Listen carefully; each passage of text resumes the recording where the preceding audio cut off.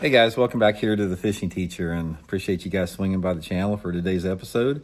And we're going to have a discussion today, guys, and I think this is really going to help you, meet the challenges of fishing in 2026, and that is why bass are not where they used to be. I have seen this over and over again, specifically over the past 5 years or something.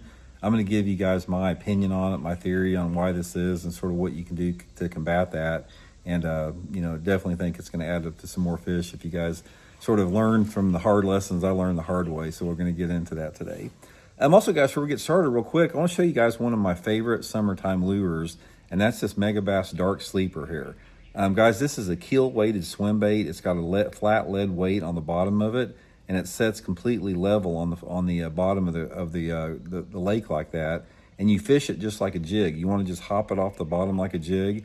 You can take it out in the summertime of the year and fish it like off main lake and secondary points and 10 to 20 foot of water. Put it on like 10-pound test fluorocarbon and just hop it like a jig. Work it on the bottom. You don't want to work it like a swim bait, but it'll get you some good bites in the summertime of the year. So I'll have the Dark Sleeper link and my Tackle Warehouse link in this video description if you guys would like to pick up a few of the Dark Sleepers here. So thank you guys. Will definitely like fishing them. They're really fun when you get a bite on it.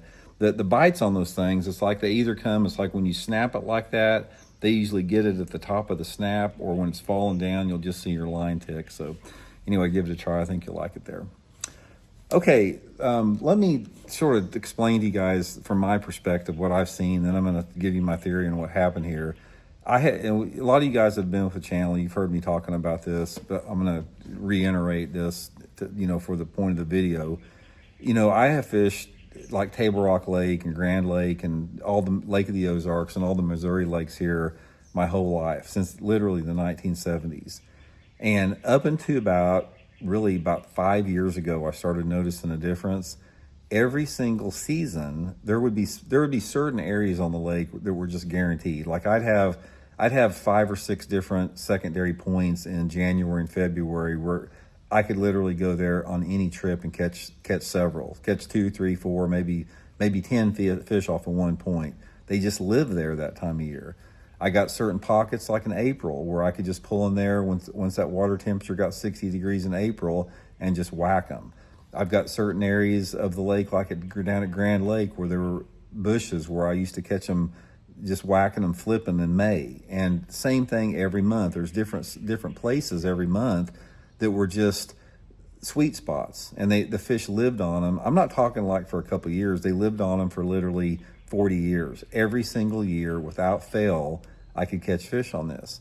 I started noticing about 5 years ago, and it really accelerated over the past 2 or 3 years, where I would go to these places that were normally just a given that I was going to catch them, and I wouldn't catch anything, or I might get one bite or something like that. And it got to the point where a couple of my really key spots that were just like they were like secret fishing holes. It's like, you pull up and catch one 98% of the time that time of year, and I can't catch a fish on them. It's like and it's not like just one day. It's like I'd be on the water for 5 or 6 days, over the course of 2 weeks and never caught a fish on them. When in the past 40 years, I'd whack them on it every time.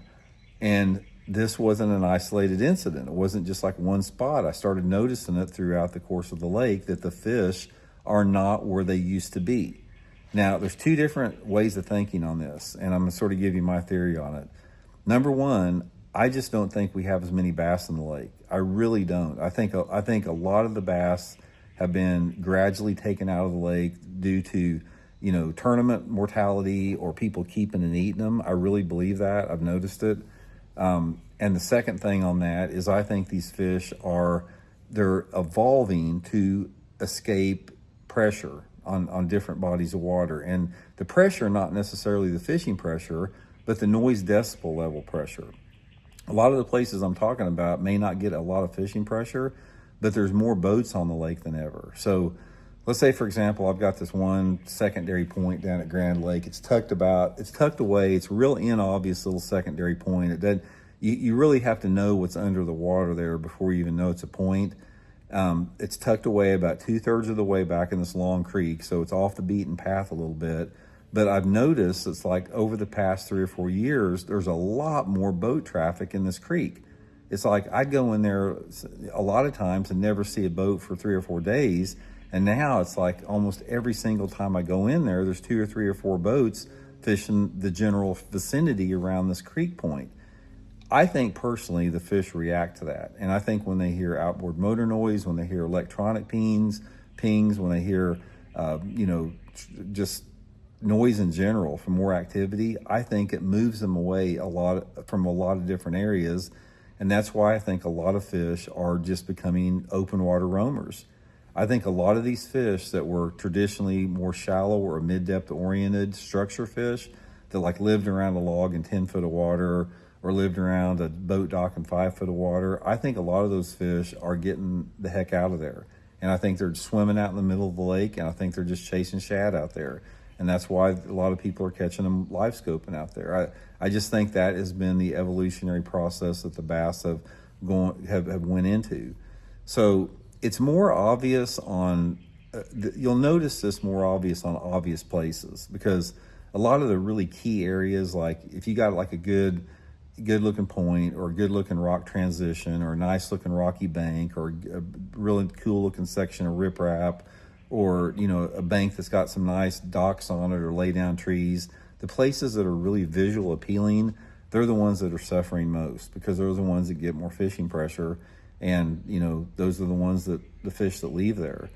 So I think it's a combination of two things. I think it's a combination of the fact that we just don't have the fish populations, and I think the fish are getting extremely educated.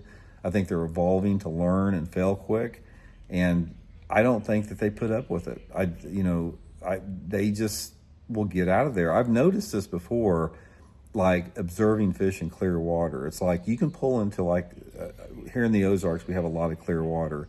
So you can pull back like in a pocket at certain times of the year, and you'll notice the fish are not spooky. And a lot of times you can catch them, you can see them. But after there's boats, say for example, there's boats moving in and out of an area over the course of a couple days, you can go back into those same areas and those fish are extremely skittish and extremely spooky. And they don't want to be in there. They just, they don't put up with it for very long. So if there's not another thing to make fishing more difficult, that's just one of the aspects of it we're going to have to deal with. So my advice to it, guys, is try to really focus on the places that are not as obvious. If you don't want to get out and fish open water and use your electronics like a lot of people have relegated their fishing to, if you're a shallow to mid-depth angler, try to fish those more inobvious places, the more inobvious points, the big rounded points. Instead of pulling up on a row of boat docks that has 30 good-looking boat docks, go over and fish that, nothing-looking bank that's got one dock on it. Or instead of pulling up on a bank that has, a bunch of beautiful-looking lay-down trees on it, go over to that flat bank over there and, hit that bank that's got one tree on it, and then another 100 yards down it has one other tree, and that's the only two trees on it. Or pay close attention to what's under the water. A lot of times when you're working down a bank, excuse me, you'll notice objects under the water like logs and stumps and stuff like that you may not see at the first. Pay close attention to that type of stuff, and try banks that just don't look good. Instead of fishing those beautiful looking 45-degree angle chunk rock transition areas, pull up on the more flatter, nothing looking stuff, because a lot of times the bass will use the cover that is not the best cover simply to escape the fishing pressure. So something we all got to deal with. So hope it helps out.